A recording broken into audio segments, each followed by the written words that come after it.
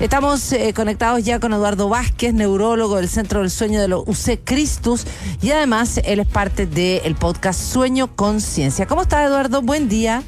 Hola, buenos días, ¿cómo estás? Muy bien, gracias. Hablemos un poco del sueño de los chilenos y chilenas. ¿Cómo está? ¿Está más o menos bueno, regular? Tanto el sueño de chilenos como el sueño en todo el mundo es un problema de salud pública. El tiempo total de sueño ha ido disminuyendo en los últimos años y es un porcentaje muy alto de la población el que duerme menos de 6 horas. ¿Ya? Hubo un estudio hace unos años atrás que mostraban que incluso 1 de cada 20 chilenos duerme más de 6 horas, o duerme lo recomendado como por las asociaciones internacionales de sueño. Entonces, estamos privados de sueño en forma crónica y eso genera muchas repercusiones durante el día, tanto en nuestro rendimiento laboral, en el rendimiento cognitivo, en nuestra salud mental y obviamente lo vemos en el día a día. Entonces, está pasando que en el mundo la gente está durmiendo menos. Sí, el ritmo de vida moderno nos quita mucha oportunidad para dormir y eso hace que los tiempos se acorten. ¿Bien? O sea, menos de 6 horas da lo mismo la edad, porque yo me imagino que hay unos tramos etarios en que hay que dormir más, ¿o no? ¿Cómo es? En general, claro, mientras más chicos, los niños normalmente, a medida que van creciendo, van disminuyendo cada vez su necesidad de tiempo de sueño, partiendo casi de 13, 14 horas cuando son muy pequeños, y a medida que ya son adolescentes, tiende a bajar a 9, 10, y después de los 15 hacia adelante, hasta los 70 años más o menos, la recomendación internacional es idealmente un promedio entre 7 a 9 horas. Pero puede ser normal un poquito menos y un poco más. ¿Ya? El tema es que cuando uno duerme en forma persistente, menos de 6 horas, se ha visto que aumentan los problemas de todo tipo, ¿ya? En cuanto a salud. ¿Cuáles son los problemas asociados a la falta de sueño? Porque uno en general ahora, donde va con cualquier doctor o doctora, lo primero que te pregunta es cómo duerme, y uno quiere hablar de otra cosa. El sueño, así como la alimentación y la actividad física, son la base de la salud metabólica, cardiovascular, mental. Entonces, lo que vemos con las personas que duermen menos de 6 horas es que tienen, en seguimiento a largo plazo, más problemas cardiovasculares como infarto al corazón, arritmias, más accidentes cerebrovasculares, más riesgo de demencia, más riesgo de cáncer incluso. ¿Ya? Y por otro lado, todos los problemas de salud mental asociados, episodios depresivos, trastornos ansiosos. Entonces, como es la base de nuestra salud, al final vemos problemas de todo tipo. Ahora, antes no se preguntaba eso, insisto, uno va a hablar de una cosa y te preguntan cómo duerme. Antes no se hablaba tanto de eso, ¿no? ¿En qué minuto nos hicimos conscientes de que el sueño... Tú dijiste 3 cosas, el sueño, la alimentación y otra cosa más dijiste, ¿no? Con respecto... Y la actividad física. Hasta se me olvida. Tan traumática esa pregunta.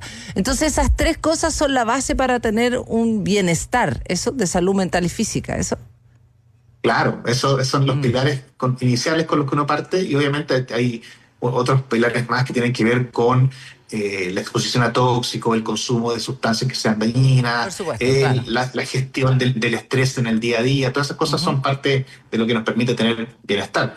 Pero en los últimos 20 años la medicina del sueño se ha hecho algo mucho más conocido y los colegas de distintas especialidades han ido aprendiendo, se han ido formando y entendiendo que esto es parte de lo que tenemos que hacer en cada consulta. O sea, no podemos tratar un problema médico o un problema de salud mental sin entender primero las razones por las que esto se puede estar produciendo.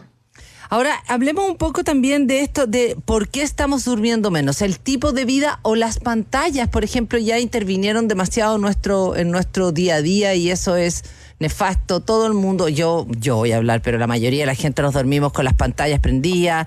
O sea, lo último que uno ve es como la pantalla del celular. No sé si uno ve ni un humano. Claro, o sea, hay varios determinantes en general cuando uno observa un problema en salud.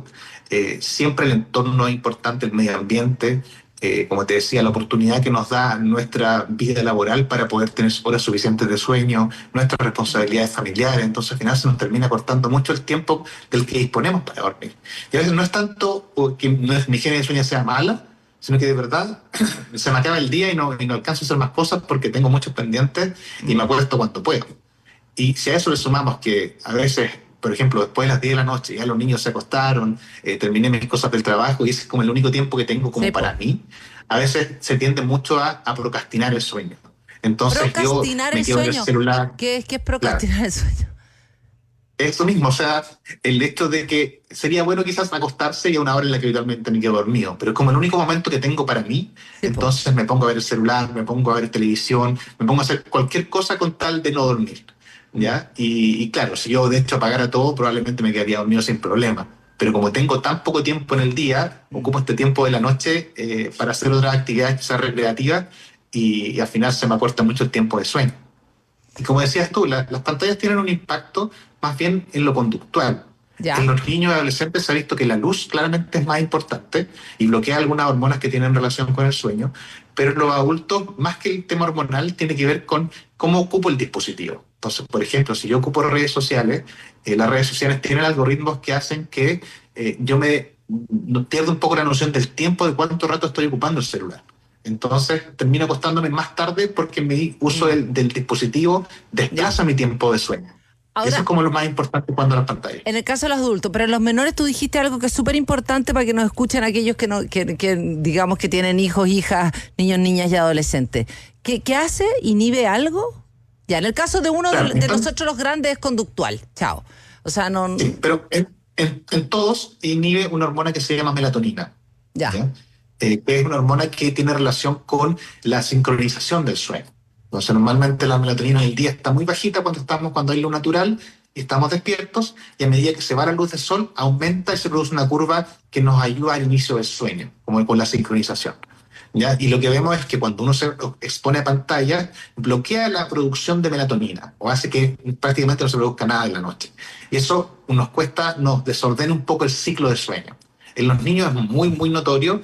En los adultos se ha visto Sí, que, po. dependiendo de las personas, podría ser problema, pero en general, como te decía, las luces en los adultos tienen un impacto quizás menor versus otras cosas de la rutina del día. Oye, ¿hay alguna distinción entre la calidad del sueño entre hombres y mujeres? Claro, en general, en los estudios siempre ha pasado históricamente que hay un poco de sesgo hacia estudiar más a los hombres que a las mujeres, y eso ¿Ya? pasa mucho en los fármacos sobre todo. Y lo que uno tiende a ver es que las mujeres en promedio necesitan dormir un poco más. También vemos que las mujeres presentan trastornos del sueño distintos en ciertos periodos de la vida, ¿ya? Sobre todo en las mujeres más jóvenes, antes de los 40 años, vemos que se presenta mucho más insomnio, por ejemplo. Ya. Versus en los hombres, vemos que se presentan más trastornos respiratorios del sueño, como los ronquidos, las apneas. Y así esto va variando en las mujeres durante el ciclo menstrual varía un poco, también después de la menopausia, o sea, ciertos periodos de la vida van marcando ciertas diferencias en qué trastornos del sueño aparecen. Pero ¿las mujeres duermen peor o mejor que los hombres? O más bien al revés. ¿Los hombres duermen mejor o peor? Uno tiene la sensación que duermen mejor, ¿no? O sea, estudios así con buena evidencia, no hay tantos que nos digan Ya, ya quién duerme mejor que el otro, ya. ¿ya?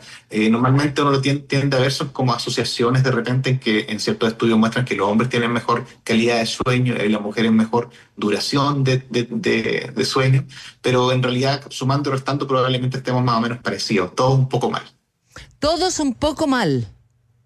Claro, eso es lo más frecuente en el mundo moderno. Ya, y a uno, ¿por qué, no sé cómo te pasa en la consulta, esto de, existen como unas claves, unos clásicos, ¿no? Que en el fondo tener una rutina fija, es decir, acostarse y despertarse a la misma hora todos los días, evitar las pantallas, tener también un dormitorio oscuro, buena temperatura, evitar el café, el alcohol, las comidas pesadas, el tema del ejercicio, ponerse un poco como la luz natural durante el día y como unas indicaciones como como un listado más o menos clásico, básico.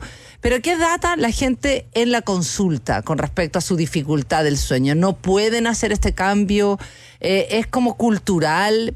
Pero en el fondo uno personalmente sí lo puede hacer y la gente que lo hace, ¿cuánto le cambia la vida? Cuéntanos un poco como esa experiencia del Mira, día a día. están estas pautas de recomendación que se llaman higiene de sueño, Sí, ¿cierto? Que son más bien como sugerencias poblacionales, ¿ya? O sea, si todos las aplicáramos, normalmente vemos mejor calidad de sueño. Pero claro. cuando uno lo ve en el individuo, no necesariamente vemos beneficios directos. Ya, por ejemplo, la cafeína, por darte un ejemplo.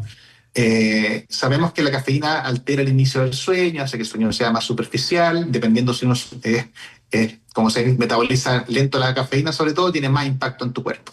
Entonces, pero suspenderla no necesariamente mejora la calidad de sueño.